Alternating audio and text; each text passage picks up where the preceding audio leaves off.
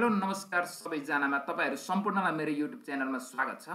आज चाहिँ हामी गोरखापत्र विशेषबाट चाहिँ केही वस्तुगत प्रश्नहरू हामी टिप्पण गर्ने प्रयास गर्नेछौँ र यो भनेको तपाईको हिजो मात्रै 2081 फागुन 28 गते बुधबार हरेक बुधबार चाहिँ गोरखापत्रले केही वस्तुगत र केही विषयगत प्रश्न उत्तरहरू हाल्दिने काम गर्छ, राख्ने काम गर्छ र यो हामीले अनलाइन प्लेटफर्मबाट पनि सहजै उपलब्ध गर्न सक्छौं र 2081 फागुन 28 गते चाहिँ के कस्ता वस्तुगत प्रश्न उत्तरहरू अपलोड भएका छन् यो अलिकति समेट्ने प्रयास गरौं।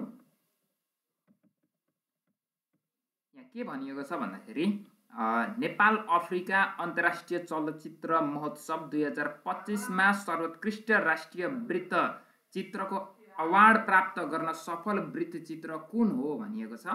नेपाल अफ्रिका अन्तर्राष्ट्रिय चलचित्र महोत्सव 2025 मा सर्वोत्कृष्ट राष्ट्रिय वृत्तचित्र अवार्ड प्राप्त गर्न सफल वृत्तचित्र कुन हो भनेको छ। डिजाइन्ड टु डिसएपियर रहेछ। यो शिवपुरी निर्देशित वृत्तचित्रले सो अवार्ड जितेको रहेछ। पुरीले वृत्तचित्रबाट सर्वोत्कृष्ट सम्पादनको अवार्ड पनि हात पारेका थिए। महोत्सवमा सर्वोत्कृष्ट अफ्रिकन चलचित्रको अवार्ड दक्षिण अफ्रिकाबाट गुड मदरले र अफ्रिकन वृत्तचित्रको अवार्ड क्यामरूनको जायदले प्राप्त गरेको भनिएको छ। त्यस्तै गरेर अन्तर्राष्ट्रिय वृत्तचित्रको अवार्ड भारतीय वृत्तचित्र लोनी ट्युन्सले, अन्तर्राष्ट्रिय चलचित्रको अवार्ड बंगलादेशको चलचित्र सोदाले, अन्तर्राष्ट्रिय लघु चलचित्रको स्पेशल मेन्सन अवार्ड बेलायतको लघु चलचित्र जेन्ट पपेट्स फर डिग्निफाइड मिन्सुरेसन्सले प्राप्त गरेका अरे। अन्तर्राष्ट्रिय जुरी अवार्ड अर्जेन्टिनाको लघु वृत्तचित्र दि टेम्पल अफ इटर्नल साउन्डले जितेको। काठमाडौँमा सम्पन्न 13औं संस्करणको यस महोत्सवमा नेपाल सहित 17 देशका 49 वटा चलचित्र समावेश रहेका भनिएको छ है। त्यस्तै गरेर प्रश्न नम्बर 2 मा चाहिँ के भनिएको छ भन्दाखेरि मुलुक बाहिर कृतिका लेखक लैनसिंह बाङदेल हुन् भने पर्खाल भित्र र बाहिर कृतिका लेखक को हुन्। एकदमै इम्पोर्टेन्ट प्रश्न हो यो। तपाईहरु निजामती तयारी गर्दै हुनुहुन्छ वा बैंकिङ तर्फको तयारी गर्दै हुनुहुन्छ वा कुनै सार्वजनिक संस्थानको तयारी गर्दै हुनुहुन्छ भने पनि यस्ता खालका प्रश्नहरू चाहिँ एक्जाम पोइन्ट अफ भ्यूबाट चाहिँ निकै महत्त्वपूर्ण मानिन्छन् र तपाईले ख्याल गर्नु पर्यो पर्खाल भित्र र बाहिर कृतिका लेखक को हुन् भन्ने सन्दर्भमा यसको सही उत्तर हो पारिजात है। मुलुक बाहिर कृतिका लेखक चाहिँ लैनसिंह बाङदेल, यो पनि टिप्पण गर्नु होला। त्यस्तै गरेर प्रश्न नम्बर 3 मा म्याग्दी र मुस्ताङमा निर्माण हुने काली गण्डकी गर्ज जलविद्युत आयोजनाको विद्युत उत्पादन क्षमता कति रहेको छ। म्याग्दी र मुस्ताङमा निर्माण हुने काली गण्डकी गर्ज जलविद्युत आयोजनाको विद्युत उत्पादन क्षमता कति रहेको छ भन्दाखेरि 180 मेगावाट। यो भनेको मुस्ताङको थासाङ गाउँपालिकाको घाँसा नजिकै बाँध र म्याग्दीको अन्नपूर्ण गाउँपालिका 4 नजिकै विद्युत गृह निर्माण गरिने यस आयोजनाले जग्गा व्यवस्थापन, वातावरणीय प्रभाव मूल्याङ्कन लगायतका कार्य सकेर पूर्वाधार निर्माणको तयारी गरेको रहेछ है। त्यस्तै गरेर प्रश्न नम्बर 4 मा हेर्ने हो भने 14औं दक्षिण एसियाली खेलकुद साउथ एसियन गेम भनिन्छ। यसको चाहिँ आयोजना कहिले गर्ने निर्णय भएको छ भन्दाखेरि यसको सही उत्तर सन् 2026 जनवरी 23 देखि 31 सम्म पाकिस्तानमा हुने रहेछ। पाकिस्तानमा तेस्रो पटक साग खेलकुद हुन लागेको रहेछ। यो मिति तपाईले ख्याल गर्नुपर्ने छ। यो कहाँ हुन आँटेको पनि ख्याल गर्नुपर्ने रहेको छ है। त्यस्तै गरेर प्रश्न नम्बर 5 मा हेर्नु भने बाल अदालत कहिलेदेखि सञ्चालन हुने भएको छ भनिएको छ। यसको उत्तर विक्रम सम्वत 2082 वैशाख 2 गते। विक्रम सम्वत 2082 वैशाख 2 गते सम्झिनु होला मिति। त्यस्तै गरेर प्रश्न नम्बर 6 मा मध्य चमेलिया जलविद्युत आयोजनाको विद्युत उत्पादन क्षमता कति रहेको छ भनिएको छ। मध्य चमेलिया जलविद्युत आयोजनाको विद्युत उत्पादन क्षमता कति रहेको छ भन्दा यसको सही उत्तर हो 28.30 मेगावाट। दार्चुलाको मार्मा गाउँपालिका 2 मा सो आयोजना निर्माण हुने भएको। सो आयोजना विक्रम सम्वत 2081 फागुन 10 मा शिलान्यास गरिएको रहेछ। यो पनि तपाईहरुले ख्याल गर्नु पर्यो है। त्यस्तै गरेर प्रश्न नम्बर 7 मा प्राकृतिक ग्यास, खनिज तेल, कोइला आदि कस्तो प्रकारको ऊर्जाको स्रोत हुन्? अनवीकरणीय, नवीकरण गर्न नसकिनेलाई अनवीकरणीय भनिन्छ। प्राकृतिक ग्यास, खनिज तेल, कोइला आदि कस्तो प्रकारका ऊर्जाका स्रोत हुन् भन्दाखेरि अनवीकरणीय। त्यसै गरेर प्रश्न नम्बर 8 हेर्नु हो भने नेपालको कुन ठाउँलाई माटोको सहरको रूपमा चिनिन्छ है? नेपालको कुन ठाउँलाई माटोको सहरको रूपमा चिनिन्छ? लोमन्थाङ, लोमान्थाङ है, मुस्ताङ, लोमान्थाङ, यो पनि एकदम भिभिआई प्रश्न रहेको छ। त्यस्तै गरेर ट्रान्सपेरेन्सी इन्टरनेसनलको मुख्यालय कहाँ रहेको छ? ट्रान्सपेरेन्सी इन्टरनेसनल भनेको यो भ्रष्टाचार सम्बन्धी काम गर्छ यो संस्थाले। यो चाहिँ जर्मनीको बर्लिनमा रहेको छ है। यो बर्लिन भनेको चाहिँ जर्मनीको राजधानी हो, बर्लिनमा रहेको छ है। त्यस्तै गरेर प्रश्न नम्बर 10 मा हेर्ने भने नेपालमा कागजपत्रमा मिति उल्लेख गर्दा तिथि र बार लेख्ने चलन कहिलेसम्म कायम थियो? नेपालमा कागजपत्रमा मिति उल्लेख गर्दा तिथि र बार लेख्ने चलन कहिलेसम्म कायम थियो भन्दाखेरि विक्रम सम्वत 1961 माघसम्म है। विक्रम सम्वत 1961 माघसम्म कायम थियो अरे। त्यस्तै गरेर प्रश्न नम्बर 11 हेर्ने हो भने नेपालको इतिहासमा कुन घटनालाई बस्नेत पर्व भनिन्छ? भण्डारखाल पर्व। भण्डारखाल पर्वमा चाहिँ सबैभन्दा धेरै बस्नेत परिवारका अर्थात बस्नेत घरानाका व्यक्तिहरू चाहिँ मारिएका थिए, त्यही भएर यसलाई बस्नेत पर्व भनिन्छ र यो भण्डारखाल पर्वलाई बस्नेत पर्व पनि भनिन्छ है। त्यस्तै गरेर प्रश्न नम्बर 12 मा हेर्ने भने द्वितीय विश्वयुद्धमा ब्रिटिस इन्डियाको सहयोगका लागि पठाइएको नेपाली सैन्य टोलीको नेतृत्व कसले गरेका थिए भनेको छ? एकराज शमशेर र ब्रह्मा शमशेर है। एकराज शमशेर र ब्रह्मा शमशेर, यो पनि ख्याल गर्नु होला। त्यस्तै गरेर प्रश्न नम्बर 13 मा जयतु संस्कृतमा आन्दोलनको जयतु संस्कृतम आन्दोलनको प्रारम्भ कहिले भएको थियो भन्दाखेरि यसको सही उत्तर विक्रम सम्वत 2004 असार 1 गते। विक्रम सम्वत 2004 असार 1 गते। संस्कृत छात्रावास काठमाडौँको विद्यार्थीहरूले सरकार समक्ष विभिन्न माग राखी आन्दोलन प्रारम्भ गरेका थिए अरे है। त्यसै गरेर प्रश्न नम्बर 14 मा के रहेको छ भन्दाखेरि कुनै वस्तुमा भएको पदार्थको परिमाणलाई के भनिन्छ? पिण्ड हो। यो हामीले 8-9 मा पनि पढेकै कुरा हो र यो त्यस्तो जटिल छ जस्तो चाहिँ मलाई लागेन। वस्तुको पिण्ड भौतिक तराजुले नापिन्छ। अन्तर्राष्ट्रिय नापतोल विभागमा राखिएको प्लाटिनम इरिडियम धातुबाट बनेको ढकको पिण्डलाई 1 किलोग्राम भनिन्छ है। यो विशेष गरी निजामतीतर्फ यो अलिकति महत्त्वपूर्ण मानियो।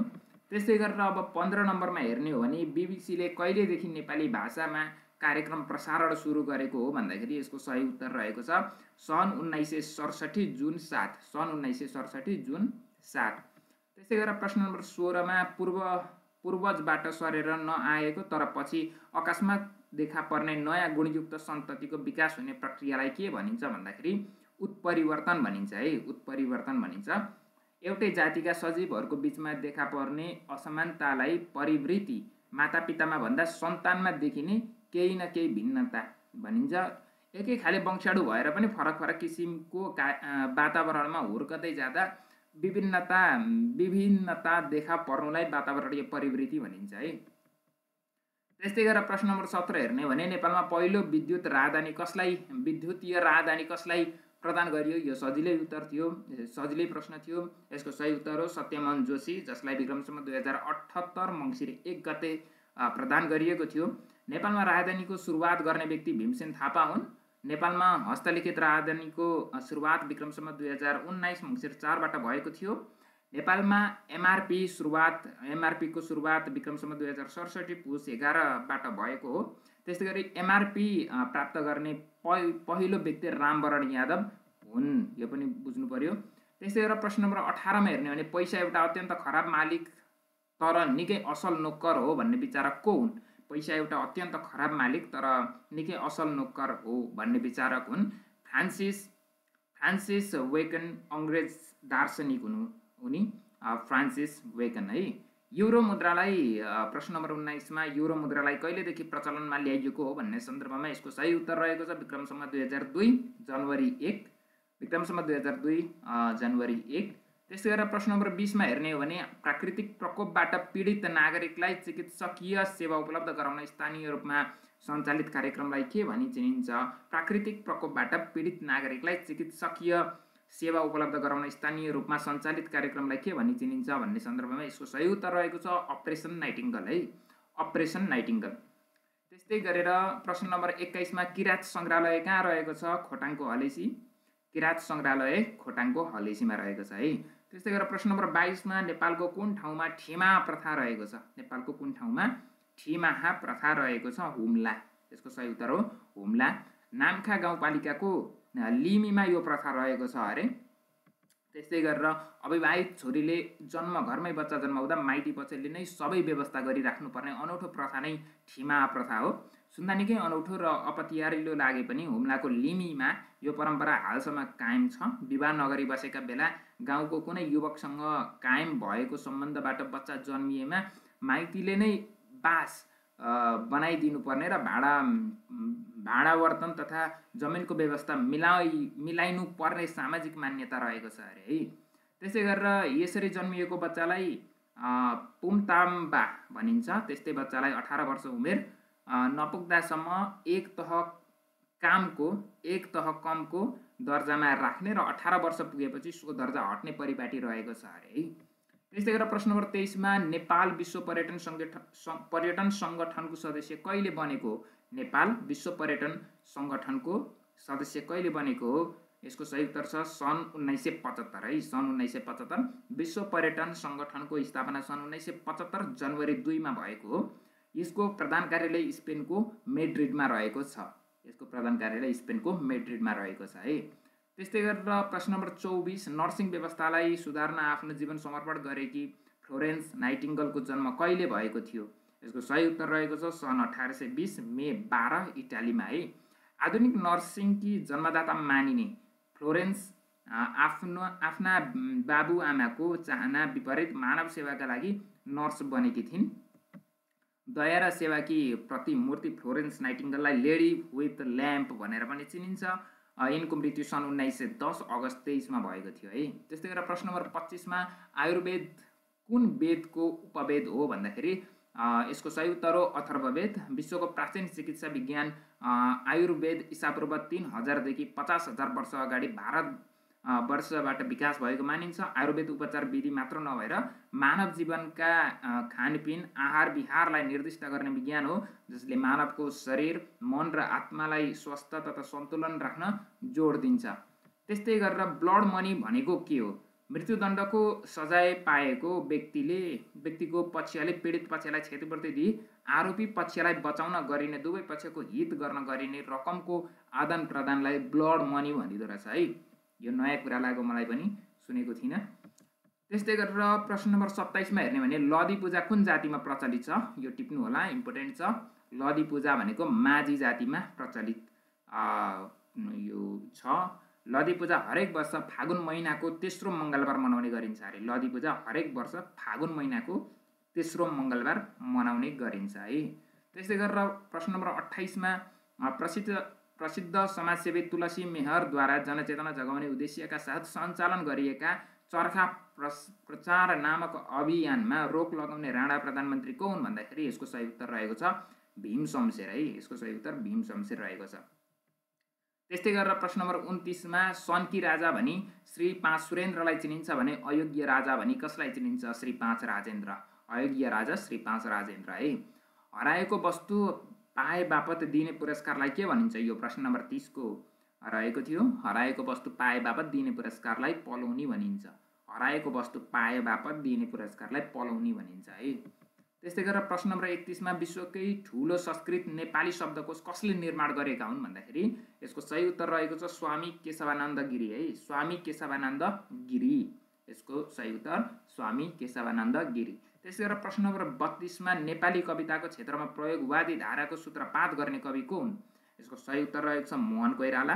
नेपाली कविताको क्षेत्रमा प्रयोगवादी धाराको सूत्रपात गर्ने कवि मोहन कोइराला हुन् है। त्यस्तै गरेर प्रश्न नम्बर 33 मा हाइपर इन्फ्लेसन भन्नाले के बुझिन्छ? अत्याधिक मुद्रास्फीतिलाई हाइपर इन्फ्लेसन भनिन्छ। त्यस्तै गरेर प्रश्न नम्बर 34 मा र यो अन्तिम प्रश्न पनि थियो from third blood to first, from third world to first नामक कृतिका लेखक को हुन्? Lee Kuan Yew. Lee Kuan Yew. यो पनि इम्पोर्टेन्ट प्रश्न रहेको थियो र यो वस्तुगत प्रश्नहरू लगभग यहाँ कतिवटा भयो भन्दाखेरि 31 वटा 32 34 वटा प्रश्नहरू लगभग यो सेसनमा यो पटक निकै महत्त्वपूर्ण प्रश्नहरू थिए। तपाईहरुले पनि हरेक साताको बुधबार चाहिँ यो लोकसेवा यो गोरखापत्रको डिजिटल प्लेटफर्मबाट तपाईहरुले यस्तो वस्तुगत उत्तर र कतिपय अवस्थामा विषयगत प्रश्नहरू पनि पाउनुहुन्छ। यो तपाईहरुले एक्सेस गर्न पाउनुहुन्छ र आफ्नो तयारीलाई मजबुत बनाउन सक्नुहुन्छ। आजलाई मैले यो भिडियो यही अन्त्य गरे र पुनः अर्को बुधबार चाहिँ म फेरि लोकसेवाको यो गोरखापत्रबाट प्रकाशित यो वस्तुगत प्रश्नहरू लिएर आउने नै छु। त्यतिन्जेलसम्म हेर्दै गर्नु होला, फलो गर्दै गर्नु होला, सब्स्क्राइब गर्नु होला, गर्नुभएको छैन भने कमेन्ट गर्नु होला, लाइक गर्नु होला। धन्यवाद।